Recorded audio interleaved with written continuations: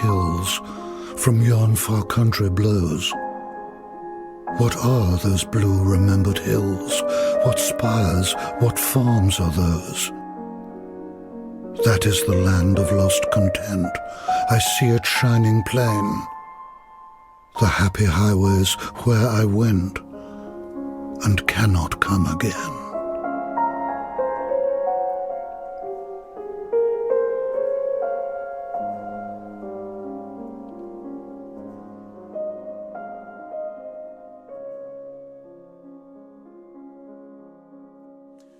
Welcome to the Nostalgia Podcast with me, Sebastian Morello, and my good friend Brian Scarf. Hello, Brian. Morning, Sebastian. I'm excited to speak with you today on the topic of Gnosis and nostalgia.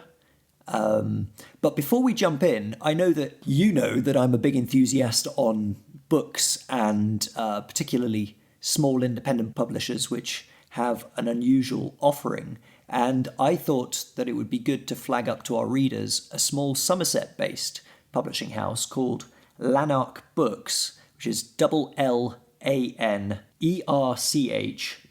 Press, not books. And they have an extraordinary selection of Lives of the British Saints, including 8 volumes on the British saints in particular, a 5-volume set on the Saints of Cornwall, a single volume on the Saints of Northumbria, Wales, volumes on the Saints of the Isle of Man and Jersey, double volumes on Scotland.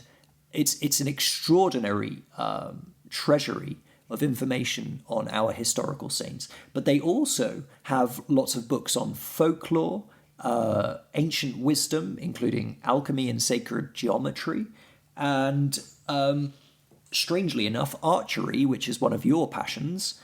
So I think that the listeners would be very interested to look at their selection because a lot of it touches on what we're interested in. That's great, Brian. Well, I'm glad you mentioned that.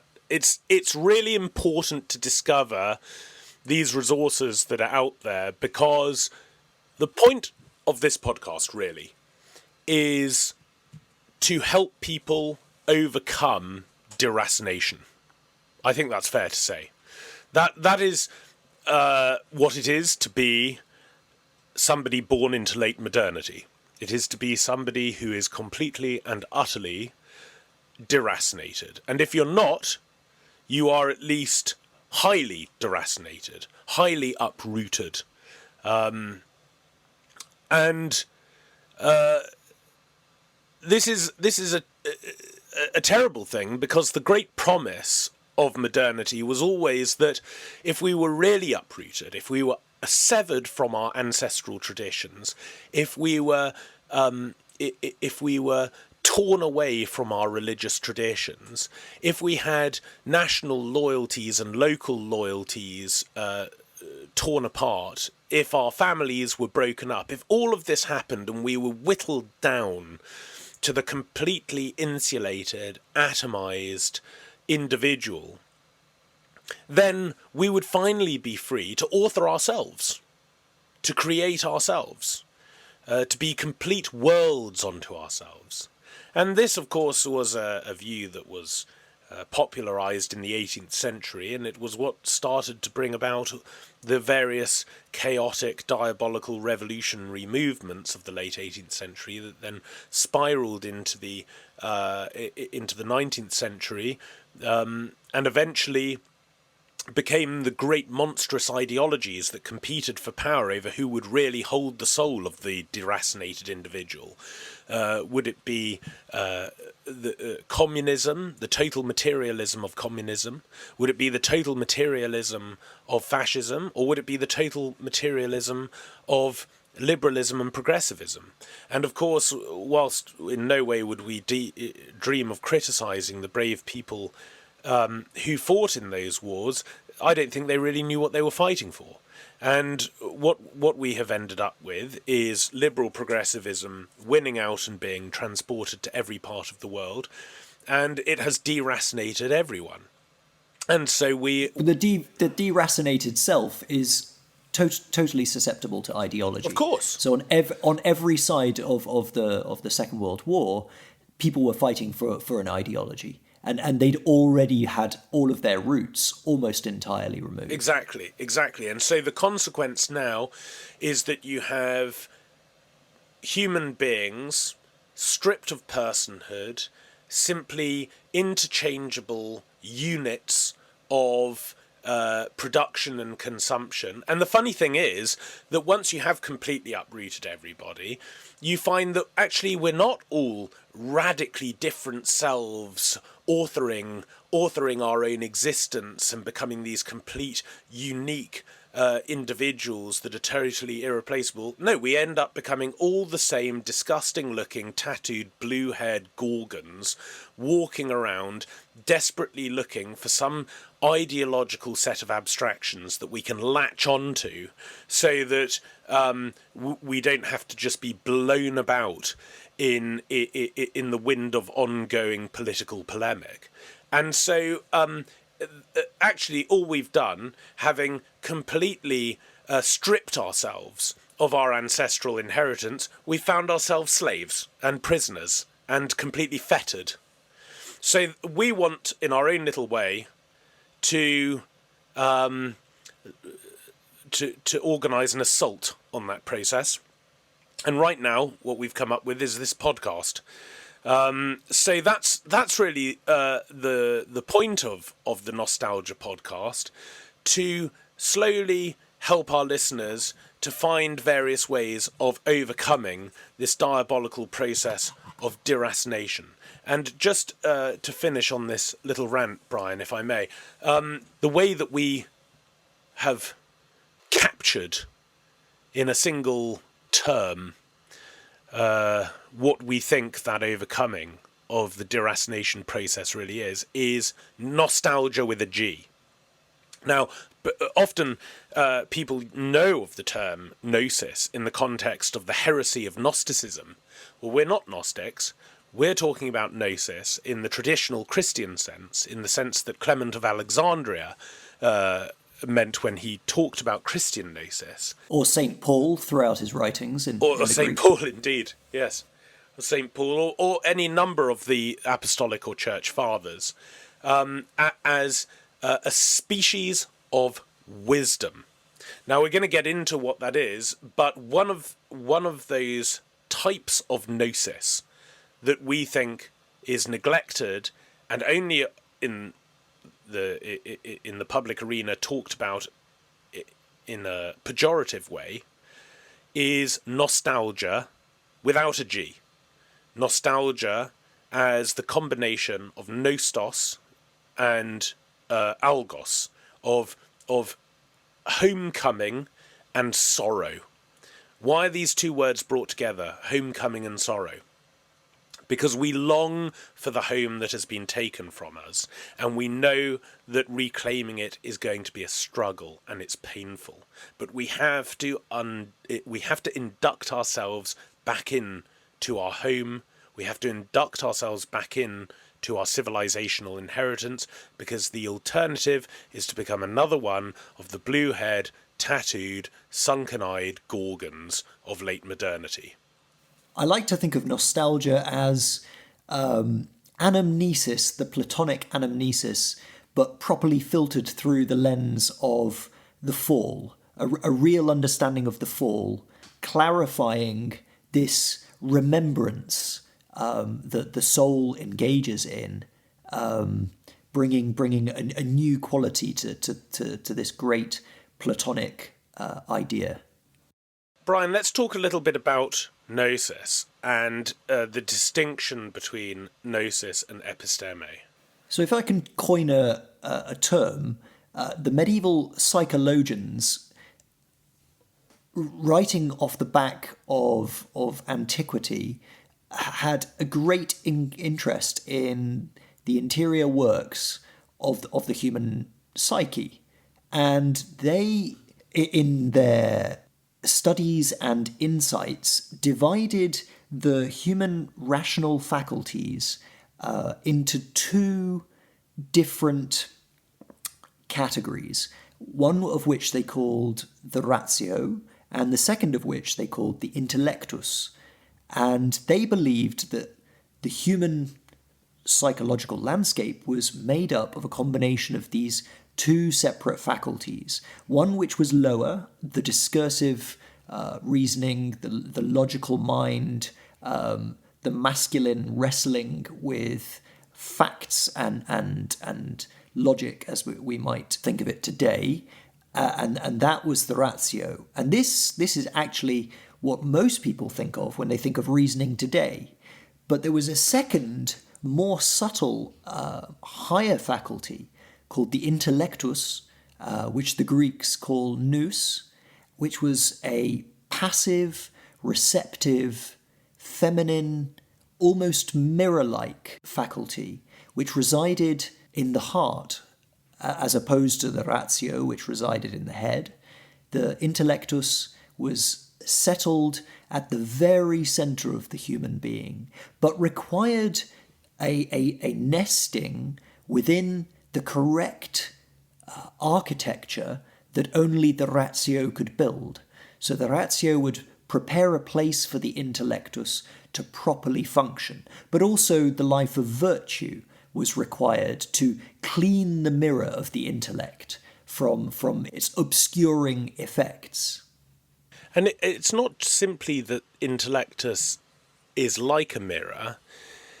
It's much more, I think, extreme than that, because as our senses are exposed to the universe, we receive impressions of what we encounter through our senses within us, as the scholastics would say, as phantasmata, that those phantasms are synthesized into one, because, of course, what our eyes receive is completely a different type of data to what our noses receive as the scent of the world, or what our ears receive, or what our mouth receives as taste, or what we touch out there. These are completely different modalities of data. And so it's very difficult to see how on earth these modalities of data relate to one another, particularly as the sense of sight is just so radically different to, say, touch or taste. But our souls synthesize these different modalities of data so that we apprehend a single being. And by apprehending a single being, or the substances of the world, we, as we navigate around the world, experiencing this and also expanding our experience of the cosmos through interpersonal relatedness, which is what a child is doing all the time, pointing at things, saying, what's that, what's that, what's that, saying, what is that substance, what is this thing that exists, and what essence does it have?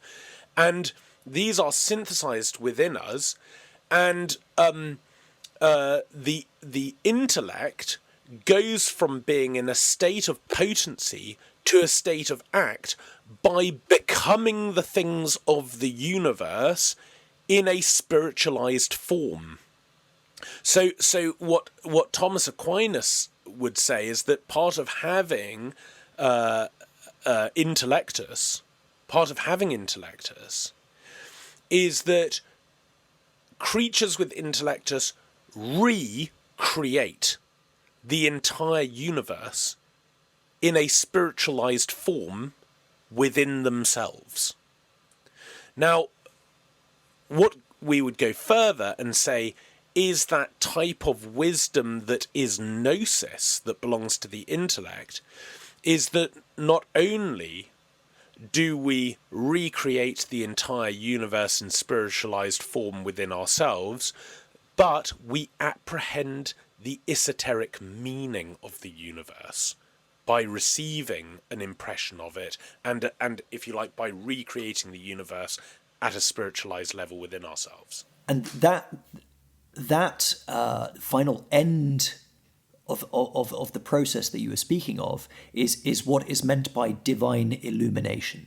This is the receiving of the undying light, which the ratio cannot do, but isn't intended to do, but prepares the very heart itself to do when it's in right relation to its purpose. Even the ancients intuited that the moral life was fundamentally important to the reception of wisdom.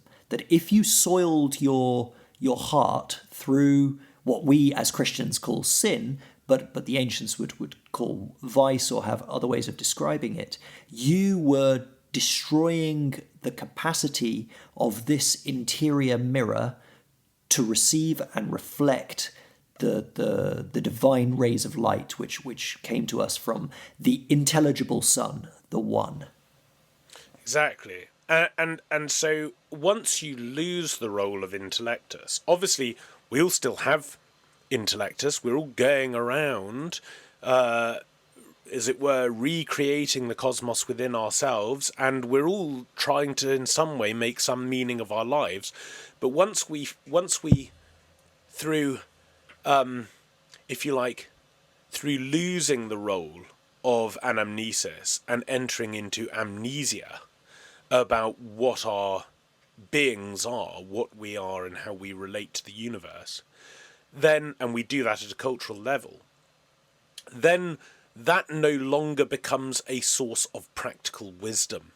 And when it no longer becomes a source of practical wisdom, all you have to turn to is either a kind of unanchored set of emotional impulses or ratio, right, which is the servant of intellectus, but which has lost its sense of allegiance, as it were. And if you want to know what somebody dominated by ratio looks like, look at someone like a new atheist, or even a commentator like Ben Shapiro, who has a great deal of intelligence on the surface, an ability to weave words, but is dominated by facts and logic, living in the ratio.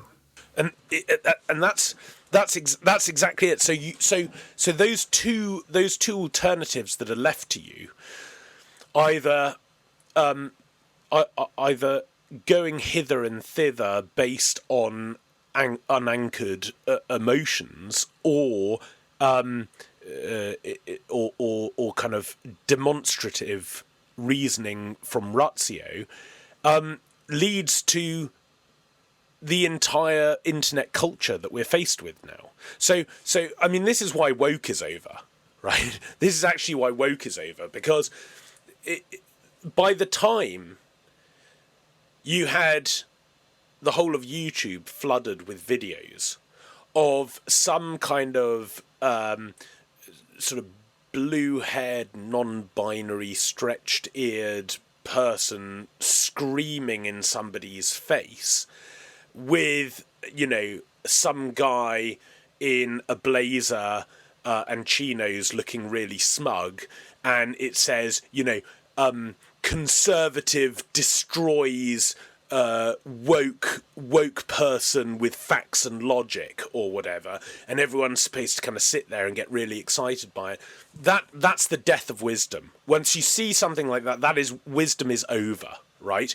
And within a year, people just couldn't bear it anymore. It just became unbearable to see stuff like that, because I think people intuited that videos like that were a kind of, and insofar as they are still being churned out, are in every case an undermining of the dignity of what it is to be a microcosm of the whole of creation, right? Which is what I was basically saying intellectus is in its ultimate dimension.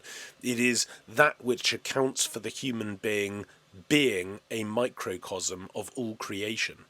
And once you've lost intellectus, that's what you've got. You've got a smug guy in a blazer, staring down a totally chaotic, blue-haired, screaming person, and somehow we're supposed to oscillate between these two and decide which one is right, when actually the whole thing undermines what a human being actually is. And it's no coincidence that it is a smug guy in a blazer. Human biology, growing and expressing a desire for ratio, is a man. But human biology growing and expressing a desire for intellectus is a woman. And this is why the figure of wisdom is always feminine, because she sits silently in contemplation of the truth. And this is true. If for our listeners who are predominantly male, if you want to know what the intellectus is, find a good woman and just contemplate her. That's the purpose of marriage. That's the purpose of joining the church, which is a great instantiation of this principle, which is why the church is a woman. That's the purpose. Mystical bride. The mystical bride. That's the purpose of our Lady. That she is the final form in human terms, the coming of the contemplative heart in a person. And that's why she is the revelation of the new creation, because in the new creation, that intellectus has been completely wiped clean. The heart has been made new.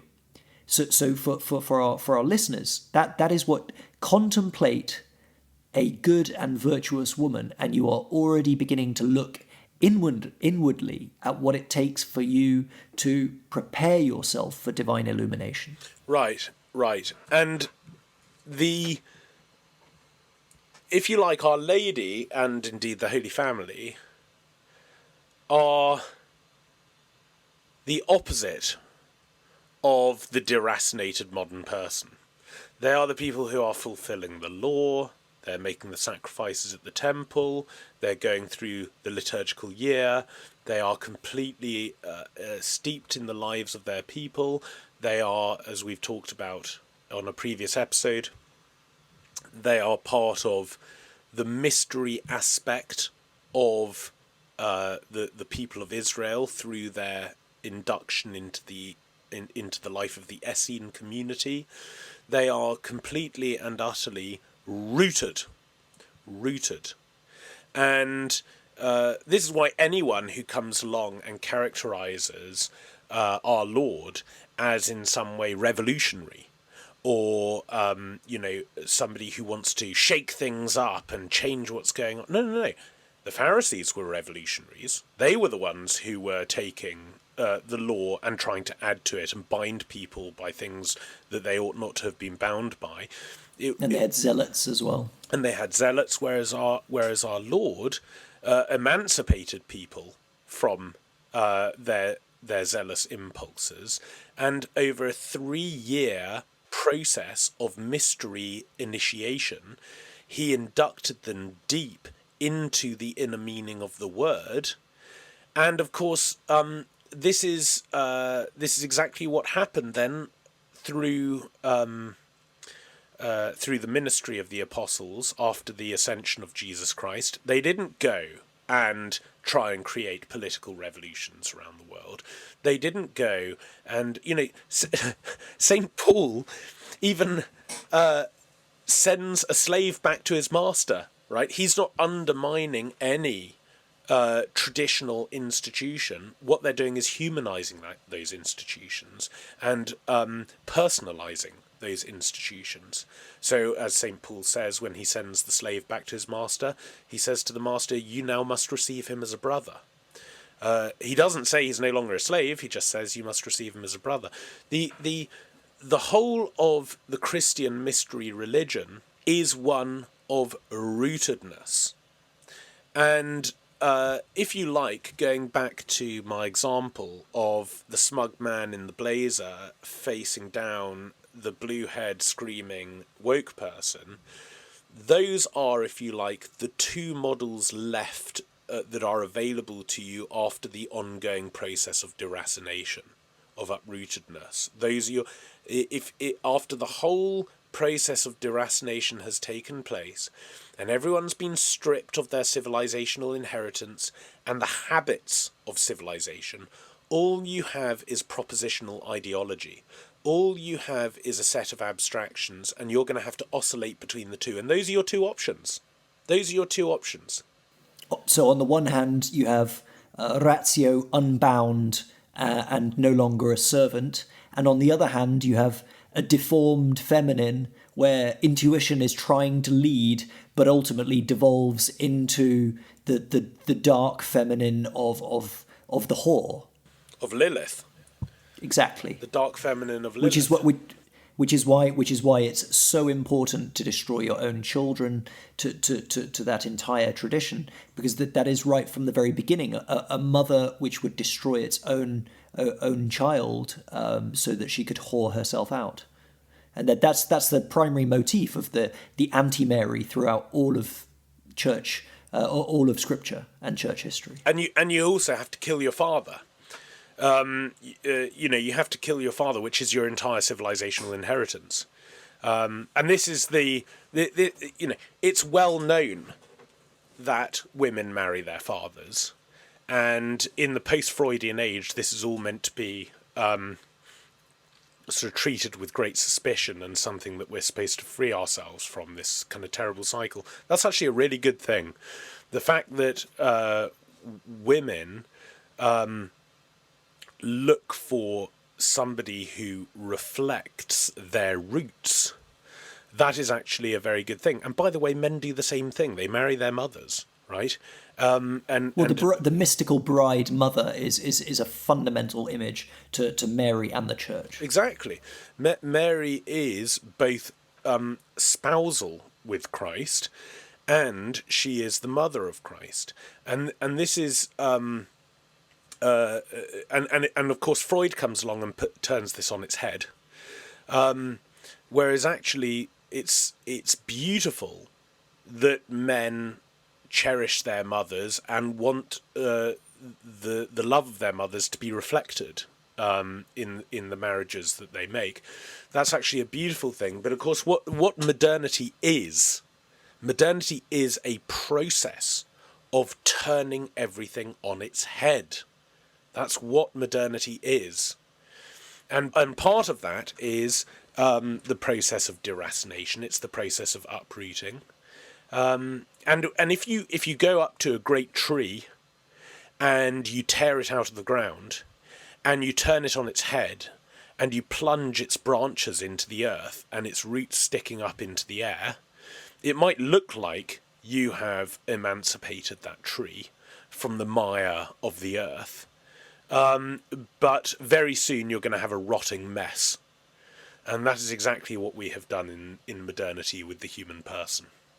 I think the tree is a particularly good image for this, because historically people have seen trees as iconographic for the spiritual life of man, with the roots in the ground reflecting man's material presence in the material world, bringing in nutrients, allowing the tree above ground to grow. But the tree above ground is deeply symbolic for man's invisible life as he grows towards the sun, the intellectual sun.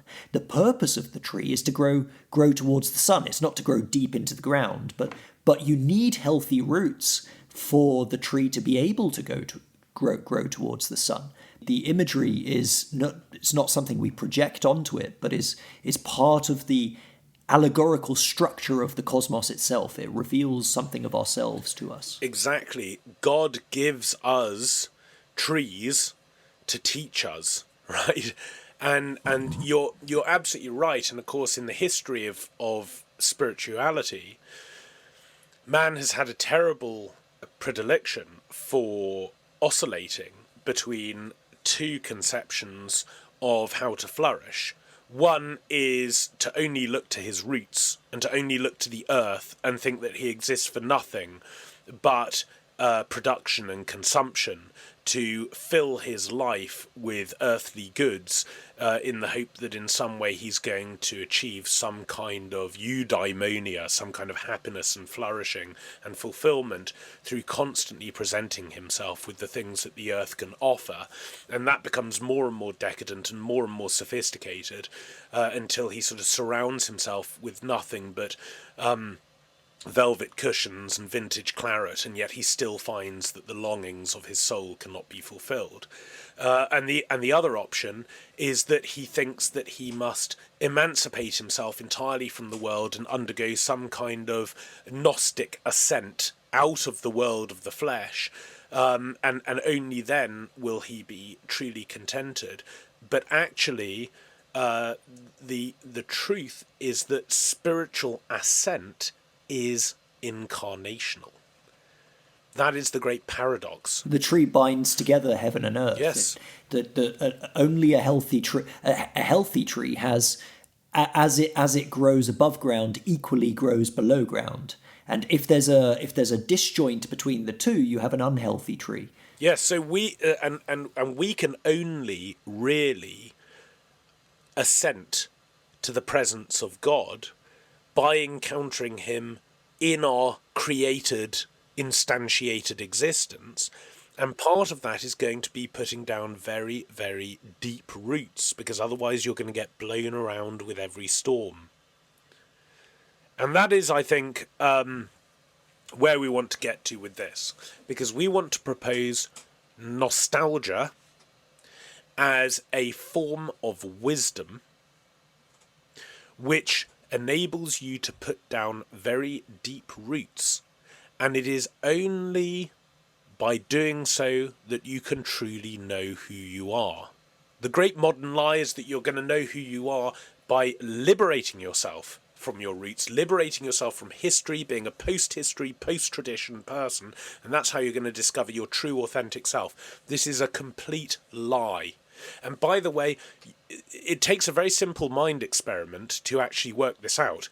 Try to sit and imagine yourself without the family that brought you up, without the country in which you have been raised, without the schooling you've gone through, the books that you've read, the language that you have, the clothes that you wear, the friendships you've made. Strip yourself of everything that has brought you into existence as you, and then try to imagine who you are at the end of that process. Because I can tell you, one, I don't believe you if you think you've come up with anything. I don't think that you'll have anything left at the end of that mind experiment. And if you do, whatever that thing is, it's not you. And this is the point, that whatever you are, this is where, if you like, the postmodernists are really correct in saying that we are social constructs, right? We are social constructs insofar as what we have a certain nature. We are human beings, and that is not a product of society, but that is presupposed by society. You are a human being, but you are a human person insofar as you exist interpersonally, and being a person is being in relation. So all of the relations that make up who you are as you, not just to other people, but to everything, in relation to the stars, in relation to the valleys and the hills, in relation to animals, and much more immediate things, the books that are on your shelves, the school that you went to, the city that you have wandered in, the architecture that has imprinted itself on your mind. All of these things have made up whatever you are as you. And if you try to liberate yourself from those things, you don't become a liberated, emancipated, authentic self. All you become is an interchangeable unit that is useful to power holders. And so late modernity's anthropology is the highway to slavery. Late modernity's anthropology is the fast road to slavery. Modern man is only still human to the degree to which the modern project hasn't fully gutted him of all of these things that we're speaking of. And the very fact that we use the term nostalgia almost exclusively as a pejorative term now. When we want to discredit somebody's worldview, we say, oh, he's very nostalgic about England. He's very nostalgic about Christendom. Well, yeah, that's how you become wise, right? You become wise by inducting yourself very, very deep into the wisdom texts of your civilization, into an understanding of its history, in being able to read its landscape, read its townscapes, being able to understand its people, its habits, its customs, its hobbies. Once you have done all of that, you might be aware that what you're inducting yourself into only has a very, very stripped down existence now after the process of late modernity, and therefore this process of homecoming is a painful one, but you are nonetheless making your birthright yours. And it's unjust that it was ever taken away from you, and it's now yours. And that's a process of nostalgia. And you have to stop treating history as an object of the ratio. History is full of actual events, but as history retreats from us, these facts and rational constructions begin to disintegrate and disappear, and the sort of illuminative lights emerge through legend and myth, and all that remains as history disintegrates towards a temporal horizon.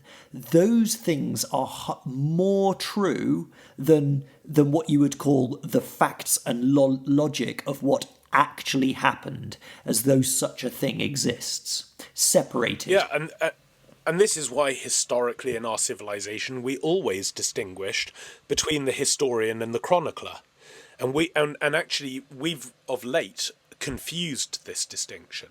The chronicler is interested in events and their connection to specific dates.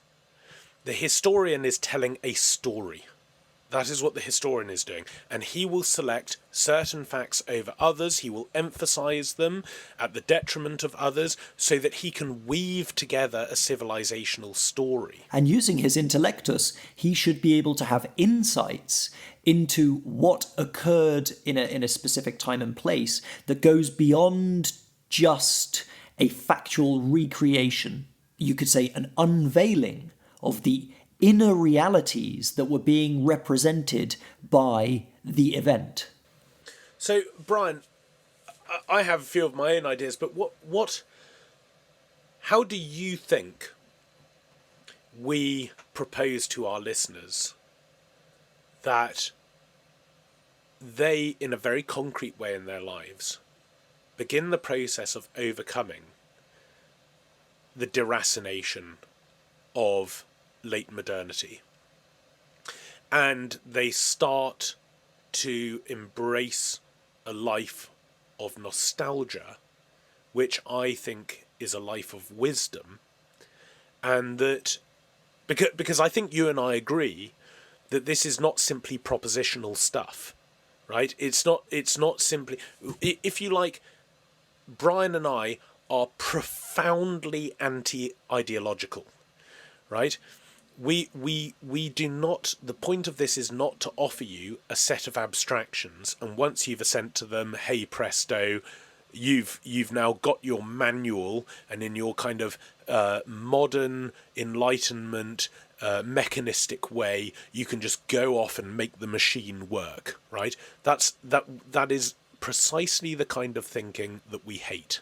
Okay, we are radically organicists. Okay, and so given that we're not going to fall into the trap of just offering our listeners a bunch of ideological propositions, now we've identified the problem of late modern deracination, what can we offer them? Well, I think it's very interesting that this question is asked at the height of autumn, because autumn is in many people's minds, the most naturally nostalgic period of time that the year offers to you as a gift. And over the past week, I've been fortunate to go and visit the Brompton Cemetery on two occasions and spend half a day there. Once the first time was with my son and my wife on Halloween, where I took my 4-year-old, and we wandered through the graves. It's a wonderful. Let me draw a picture for the listener, to anyone who doesn't live in London or hasn't visited. The Brompton Cemetery is exactly what you imagine when you read a Gothic novel, and there's a description of a cemetery there. Ancient gravestones and mausoleums no longer standing upright, covered in ivy and other growths. You have trees with the leaves stripped off, murders of crows laced throughout their fingers, cawing at you. Everything is thick with atmosphere. It's thick with the past. Every inscription you'll read, particularly in this place, are statements of faith. It's extraordinary that you have a person's name, you have the dates they lived, and at the bottom something like awaiting the resurrection of the dead, and it's a deeply moving experience, and I think it's one of the most clarifying experiences you can have, one of the most cleansing of all of modernity's pretensions, which are to hide away death and to make you think only of the present and accumulating, whether it's wealth or anything else. I found it incredibly, almost intoxicating in its power. I felt I'd entered into a dream where I was... It's almost difficult to put into words how powerful an effect going to an old graveyard has, and particularly at this time of the year. So not only was I entering into a contemplative mode to reframe my life in the light of eternity and see how small it was, but also at a time that was liturgically appropriate in the whole year. And the liturgical year, the liturgical calendar, is not just an accumulation of the church's wisdom and teachings and remembrances of various saints and times of the life of Christ. It is also an accumulation of pagan wisdom, all woven together in a great tapestry, that the different times of the year unveil different elements of nostalgia, and that right now, as we're recording, is perhaps the most fruitful time for, ironically, at the end of the harvest, for an individual to begin to initiate themselves into nostalgia. Now, that's me in particular. I wonder. I think you probably got very. It's not just you. No. I completely agree with you. I love this time of the year for us Latin Christians. This time of All Hallows Eve and then All Hallows or All Saints, followed by All Souls. This is really, we've just had the weekend of the dead, and the church makes available to her children very special graces for those who go and pray for the dead in cemeteries. And my wife and my children and I did that over the weekend. And last year we lost a child in pregnancy, and we went and visited her grave and cleaned it and maintained it and said prayers there.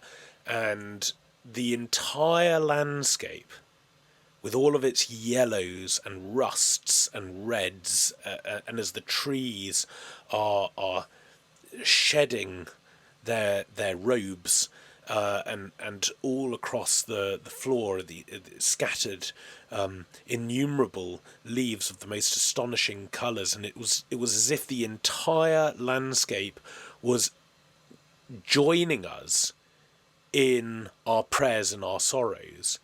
And it's amazing how, and I always feel this over the time of All Hallows and All Souls, that the dead are astonishingly close to us.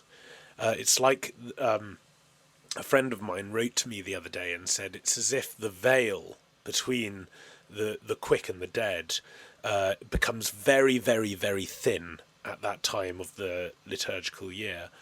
And so I totally agree with you. And actually, that is very much the spirituality of my family and I. I remember a couple of years ago, I asked my wife what she would like to do for her birthday. And she said, could we spend a day walking around Highgate Cemetery? Which is just as you describe, with these amazing Victorian mausoleums and so on. And actually, for our 10th wedding anniversary recently, I gave her a memento mori as a gift.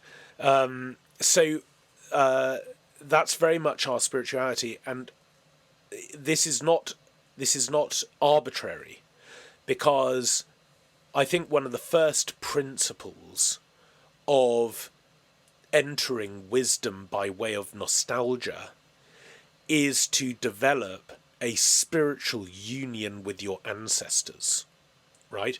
Ancestor worship, which is something that belongs to all religion and is a part of natural religion, is assumed into and transformed and transfigured by the supernatural life of grace in Christianity. And ancestor worship is an absolutely essential part of Christian spirituality.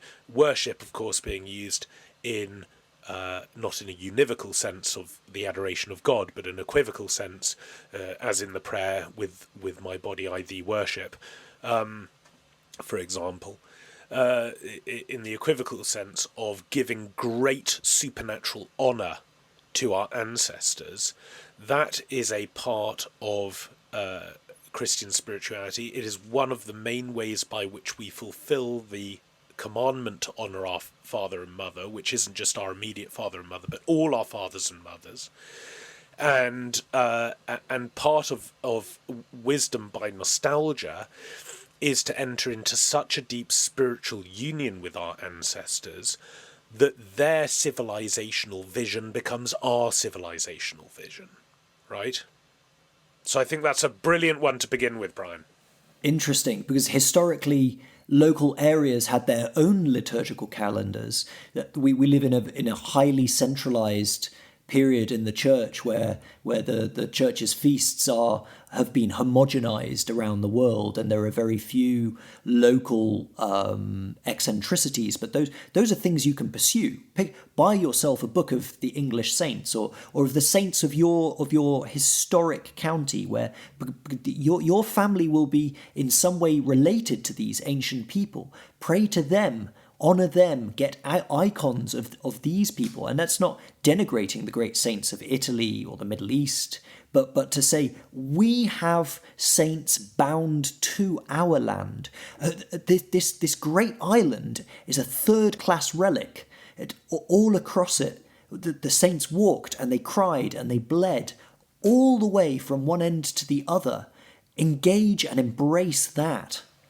Yeah, and talking of the assumption of natural religion to supernatural religion by the baptism of nature, one of the great pagan devotions that Christians desperately need to rediscover in its transfigured form is that of the genius loci, right? The spiritual significance of the place in which you exist, right?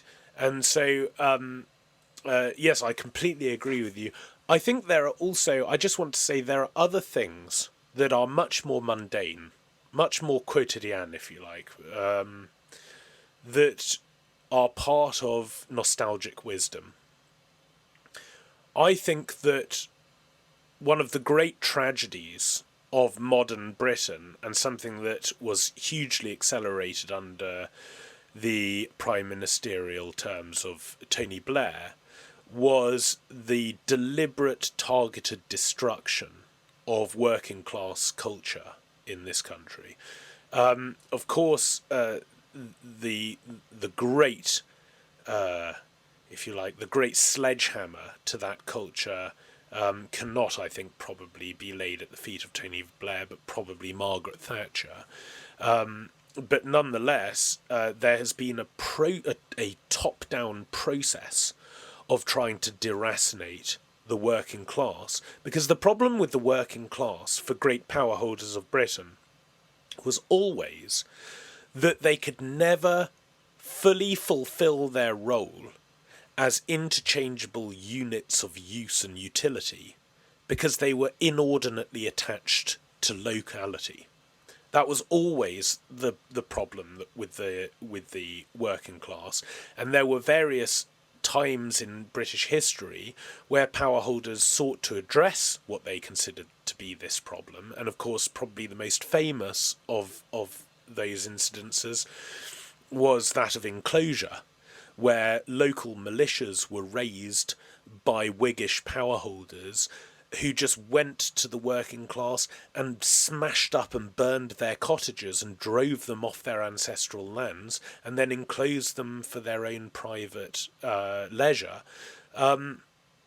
And that was obviously a huge injustice in many areas, and those working class people were then driven into unsanitary hovels in industrialised towns, and essentially made into indentured servants or slaves in new cotton mills and all sorts of things.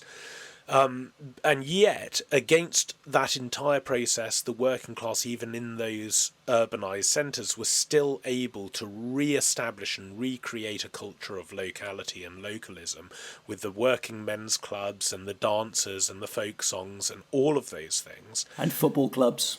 And football clubs, exactly. Which, if you subvert and turn into sort of a product of the market, you can capture this group of people and carry on deracinating them. So when football became this giant international export driven by billions and billions of pounds, you created a simulacrum of what working class people originally set out to achieve by having sports clubs. Yeah, and what happened under New Labour was, under Tony Blair, was that it was identified that actually the ultimate way by which to execute the final process in deracinating the working class and stripping them of their ancestral culture was to tell them that it was disgusting to be working class and they should all aspire to be lower middle class. And then they could just be these people like the rest of the middle class, even since the late Renaissance, who essentially have had no loyalty to place or people, and their primary loyalty has always been to commerce. And they could be the new middle class, who could be moved here, there, and everywhere according to the requirements of the power holders. And that is what has essentially happened. So just at a much more mundane, I don't want to oppose this to the mystical, because I think there is a mysticism in... this was the great insight of Tolkien, I think. The great insight of Tolkien was that there was a deep spirituality to the Shire, and the heroism of the hobbits in being able to get through all the challenges to eventually arrive at the crack of doom and get rid of this evil that could never be used for any good, this object malum in se, was that they had been inducted very, very, very deeply into the traditions and the ancestral wisdom of the Shire, and that's what gave them the strength to do what they did. And so I don't want to oppose this to mysticism, because I actually think that an attachment to your local people, attachment to your local land, attachment to your ancestral way of life, attachment to the local pub and the football team, that there is to use a term taken from Francis de Sales, there is an everyday mysticism to exactly those things. Yeah.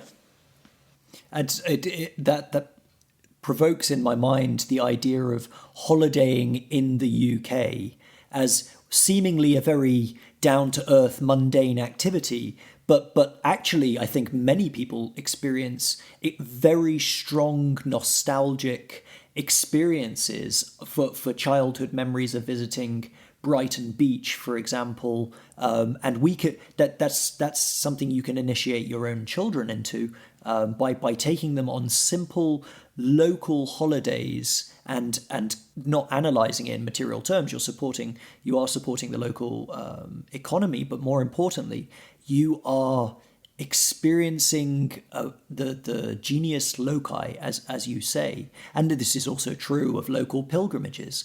Don't just go on pilgrimage walking or on in a car or on a train or in a plane, but walk your pilgrimages, because that relationship of yourself to the land through a very slow mode of travel will initiate these kind of Gnostic insights. It's amazing that we've turned even pilgrimage into an abstraction. It's not about the process of undergoing the pilgrimage. It's about just getting to the place, doing the thing, say you did it, and leaving. Maybe taking a selfie when you get to the shrine or whatever it is, right? It's amazing how we're able to render abstract and degenerate everything through this process of modernization. And so what I think what we're trying to say really is, if you want to undergo this process of initiation into nostalgic wisdom, because you don't want to be deracinated, you don't want to be uprooted, you don't want to be an isolated, insulated, nondescript self being blown about in the tempest of ideological squabbles, but you want to be rooted. You want to be a real thing. You want to be like a great, majestic oak amid the chaos in the landscape. If that's what you want to be, then be a traditionalist. Be a traditionalist in the broadest possible term.